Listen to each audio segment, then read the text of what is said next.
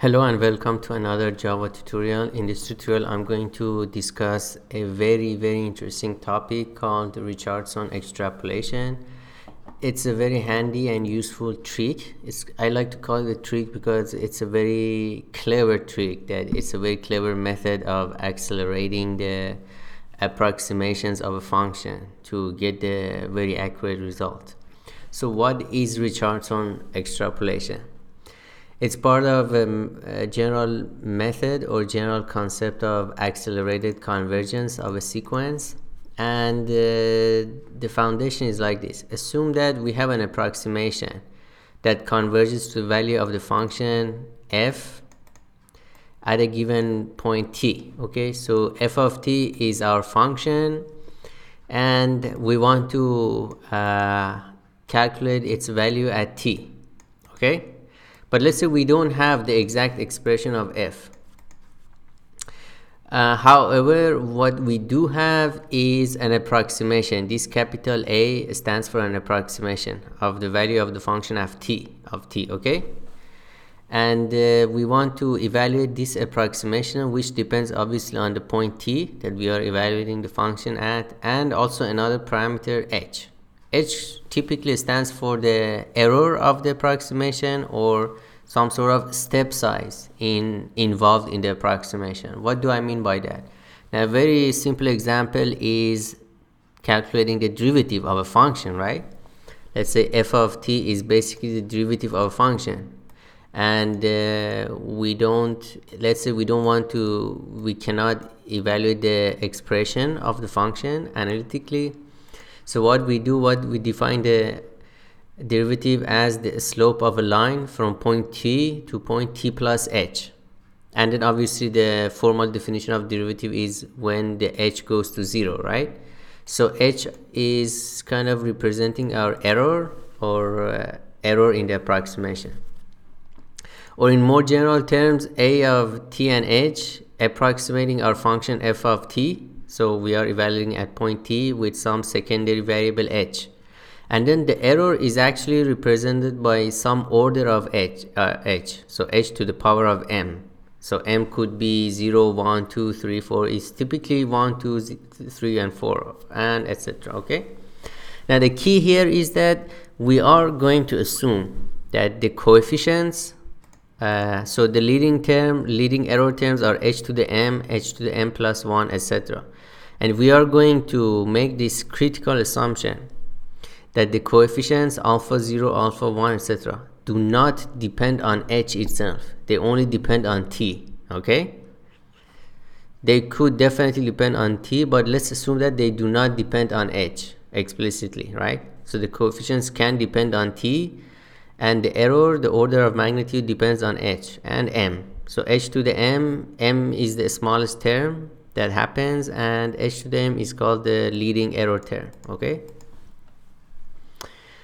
And examples are differentiation. So if we want to find the derivative of a function at point t, we create an approximation based on term h at point t, which is f t plus h minus f t over h. This is the forward approximation of a derivative, and if the derivative exists, then the limit of this approximation as h goes to 0 becomes the exact value of f prime.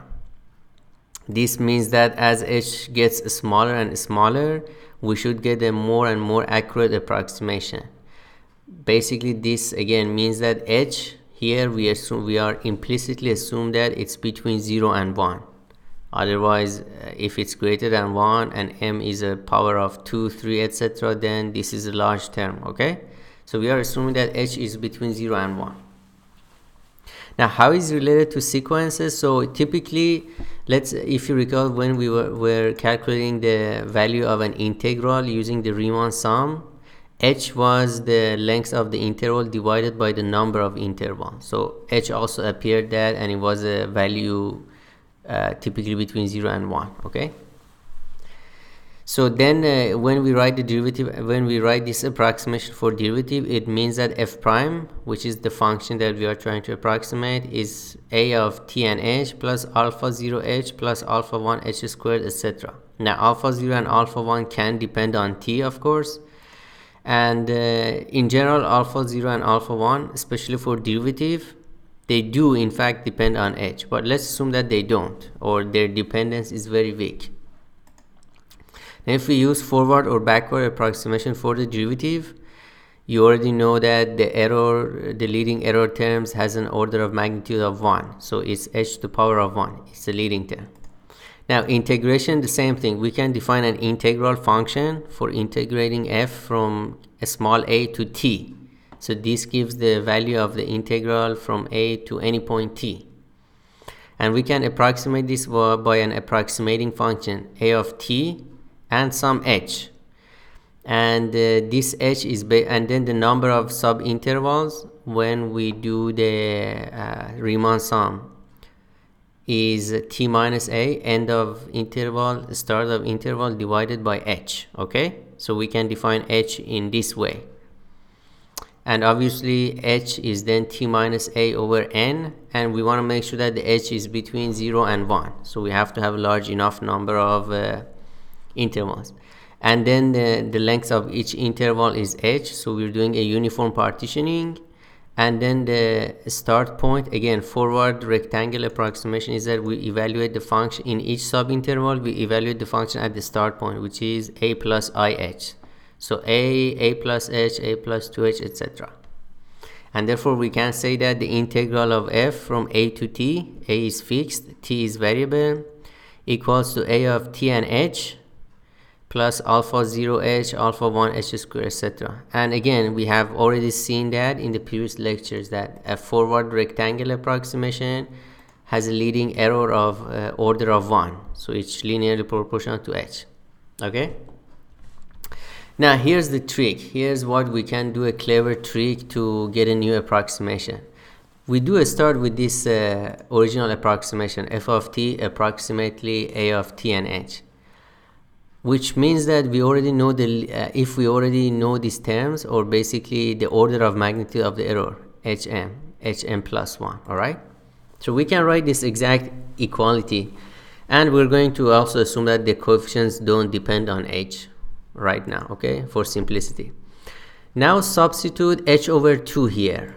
So we already know that in this type of approximations, as we reduce h, we should get a better approximation. Okay, so h over 2 should also give us an approximation which is in fact more accurate. So let's substitute h over 2 here, because this is true for any h. Okay, and we are assuming that h is between 0 and 1. It could be greater than 1, but reducing the h should definitely result in a smaller error, which is obvious from here, right? So f of t, the approximation is also a, t, and h over 2, and h over 2 should give us a better approximation or a smaller error, because these terms just get smaller and smaller, right? These are the error terms. And then we substitute h over 2 and then multiply by 2 to the m. So we get 2 to the m f of t equals 2 to the m h of t and h over 2 plus alpha h to the m alpha 1 over 2 h to the m plus 1, etc. Now the key here is that these two equalities, if we subtract them, this term that has a order of m automatically vanishes. All right, now subtract the two approximations, and notice that the leading error term cancels. Alpha 0 hm, alpha 0 hm, you subtract, they cancel. So we end up with 2 to the m minus 1 times f of t equals 2 to the m a of t and h over 2 minus a of t and h minus alpha 1 over 2 h to the m plus 1. All right, now as you can see here, now the order of magnitude of the error terms here, for example, it starts from h to the m plus 1. So we automatically increase the order of magnitude of the error by 1.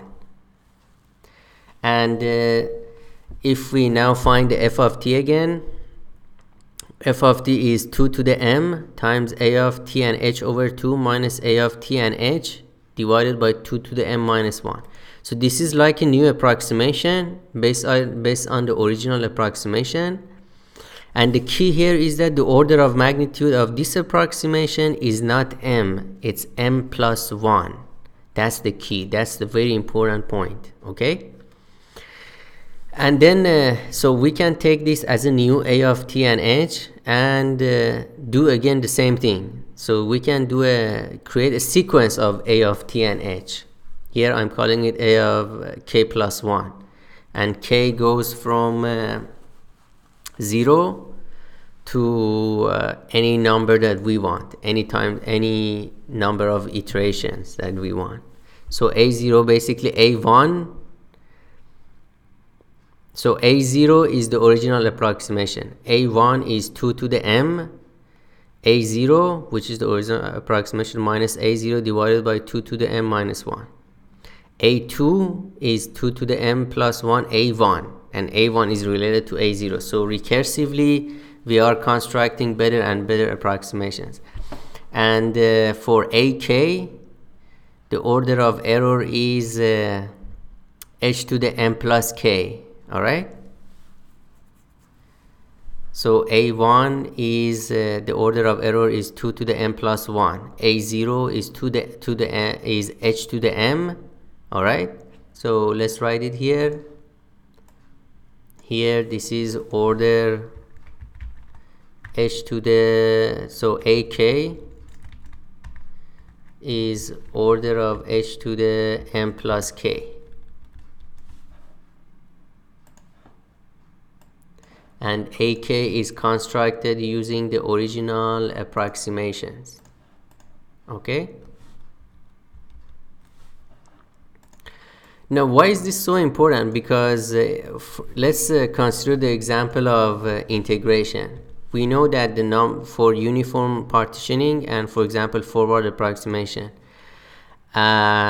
the number of partitions is inversely proportional to h. So if I want to reduce the error by 1 order of magnitude, because this approximation has a leading term of h to the power of 1, I have to reduce h by 1 order of magnitude. But then that increases the number of subintervals by a factor of 10. So that's a huge cost when I just want to reduce the error by 1 order of magnitude. Similarly for derivative. If we use this simple equation, then reducing the h by 1 order of magnitude leads to an error, reducing the error by 1 order of magnitude. But then the problem is that we have to evaluate a function at t plus h over 10. Okay, so sometimes evaluating the function at the smaller steps is more difficult or has more errors. So we don't want to make the h very small. All right, but the beauty of Richardson here is that it says that, okay, in each step divide h by 2 instead of 10, and if you do that and calculate this term, then the error automatically goes down by 1 order of magnitude instead of by a factor of 2. Okay, and that's very important. So we can also, let's say we don't even know the order m. I mean, in most cases we already know. For example, for derivative or integration, we know the order of magnitude of the error. But let's say we don't know the order of magnitude. We can use exactly the starting formula and estimate m in a very simple way. And the way we're going to do it is like this. We know that h of t and any h is an approximation. So let's say a of t and h over 2 is approximately equal to a of t and h over 3. All right, so the next approximation is the first term, or the first term in the Richardson recursion is 2 to the m a t h over 2 minus a t and h over 2 to the m minus 1. And if we originally put h over 3, we get 3 to the m a t h over 3 minus a t and h 3 to the m minus 1. And you can write it in this way: a t and h over 2 plus this approximately equal to a of t and h over 3 plus this. And we already know the expression for a of t and h. What we don't know is m. So here we can solve for m, and we already know how to solve for any equation, a nonlinear equation. Let's say Brent method or Newton's method or bisection method. We can do that, and we can find an approximation for m. All right, Now, before we head to Eclipse and try to implement the Richardson approximation, I want to also briefly mention the general concept of accelerated convergence. Now, accelerated convergence has a general definition or a formal definition. And here's a simplified version of it. Let's say we have a sequence an that converges to a value a. So capital A is the limit of sequence an. And let's say that we construct from the terms of sequence an a new sequence bn, and we ensure that the bn also converges to a. However, so we construct bn, it also from an, and it also converges to a, and if limit of bn minus a divided by an minus a when n goes to infinity is 0, we say that bn has a faster convergence to a than an. Okay, bn has a faster convergence than an, and that's the key here. So we use an and construct a new sequence bn, but then bn converges faster to an. Now, in the Richardson terminology is that we start with an approximation. When h goes to 0, it in fact gives us the exact value. It converges to the function.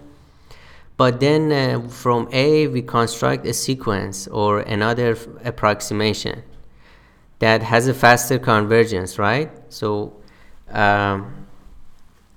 when h goes to 0, the limit of this divided by the original a of t and h gives us 0, which means this function, this approximation has a faster convergence than the original one.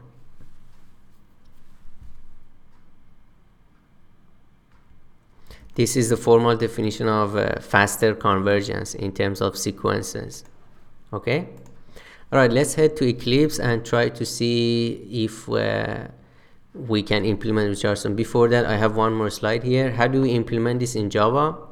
We're going to start with a of t and h, and we're going to define it as an interface, a functional interface. So let's write it as a functional interface. And actually I had it down there, so we're going to use functional interface. Let's call this Richardson function. It takes two parameters, var1 and var2, which is t and h, and it returns some value, which is the approximation, right? A double value. And then we define a class that implements Richardson extrapolation based on this functional interface. I do have a brief note here from Wikipedia, and it says that in numerical analysis, Richardson extrapolation is a sequence acceleration method, as we discussed, used to improve the rate of convergence of a sequence. It is named after Louis Fry Richardson, who introduced the technique in the early 20th century. In words of Berkhoff and Rota, its usefulness for practical computations can hardly be overestimated. So it's pretty useful, and we will get into more examples of Richardson extrapolation. Here I just discussed two obvious examples, differentiation and integration. Practical applications of Richardson extrapolation include Romberg integration. This is the topic of our future videos, which applies Richardson extrapolation to the trapezoid rule. We will see that and we will discuss this. And the Belier-Store algorithm for solving ordinary differential equation. We will also look at this when we get to the ordinary differential equations. For now, let's head to Eclipse and try to implement Richardson extrapolation. So here I have the Eclipse, and I'm going to create a new project, Java project, and call it demo Richardson. Okay, and here I'm going to create a package. Let's call this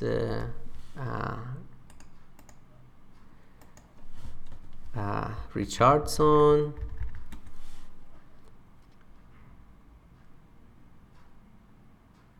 Or actually, let's just use the default package, new package, just Richardson. And here I'm going to create a class, or actually I'm going to create the interface first. So interface Richardson function, okay.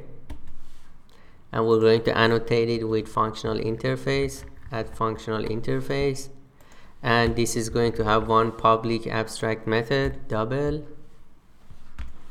and it's going to return a double, and let's call it value, and it's going to have two parameters, var1 and double var2, and in our terminology var1 is t, and basically var2 is h. All right, now this is our Richardson function, and let's create a class. Let's call this Richardson Extrapolation. And the Richardson Extrapolation, we're obviously going to have a Richardson function, and we're going to have a constructor public Richardson Extrapolation. We're going to pass in a Richardson function, and we're going to reference to this function so that no shadowing happens. All right, okay, and now we're going to do the Richardson, and let's call the method public double. So eventually this is going to return a double value for the approximated value of the function. Richardson, we can call this iterate, for example, int n is the number of iterations. All right, and we're going to also pass in so n is the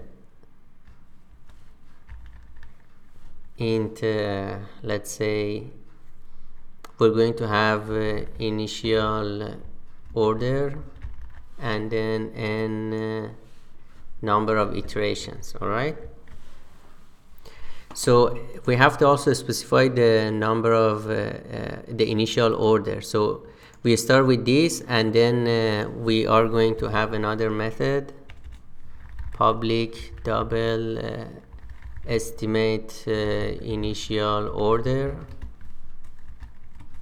So I'm not going to implement this first, and then but we're going to have this, and then eventually we're going to have another method which is basically the same thing as this one but without the initial order.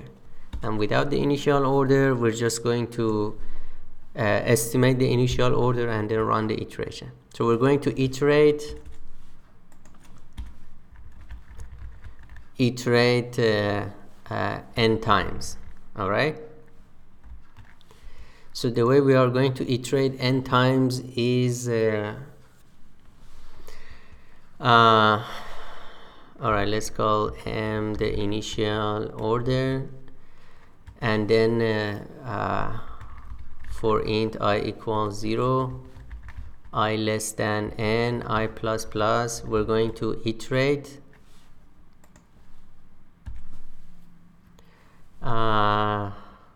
so we're going to start with our double p, which is our approximation. We're going to find value var1 and var2. So we're going to also give the value double t and double h. So t and h are given, and the initial order is given, and the number of iterations is given. So value at t and h. So approximation is original approximation, and then we're going to say approx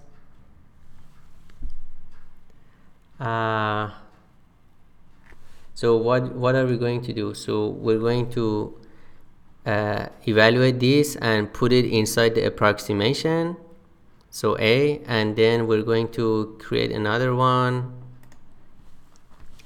approx half, which is find value at t and half of h.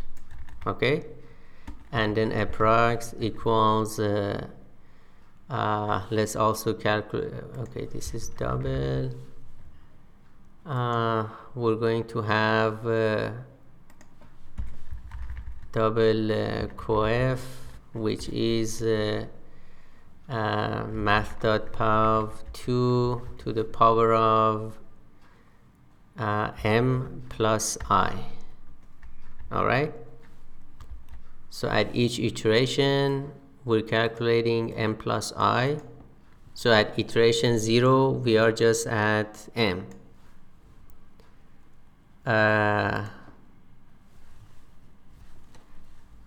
So approx equals coef times approx half minus approx divided by coef minus 1.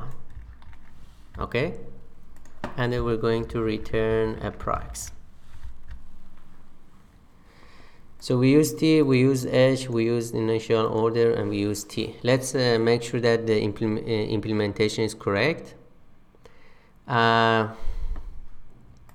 So we have the approximation, original approximation, and then for I equals 0, I less than n, I plus plus.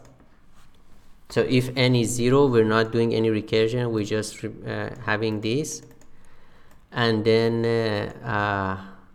if n is 1, then we are doing 1 recursion, approximate half, okay, and then 2 to the m, because I is 0, 2 to the m times approximate half minus approximate divided by 2 to the m minus 1. Alright, that's correct, we get this. And then in the next step, so we have a1, a2 is a1 at t and h over 2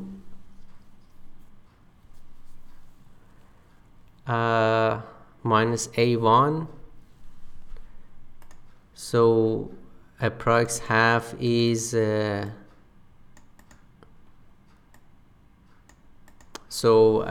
okay, so there is a problem here, and the problem is that the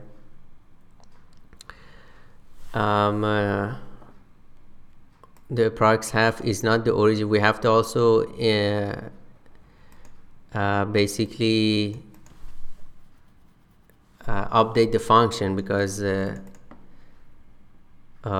so what we can do is that it gets a bit more complicated. What I'm trying to avoid is to avoid recursion, because I don't want to get into calling recursive methods and going to the method stack, because that always has some overhead.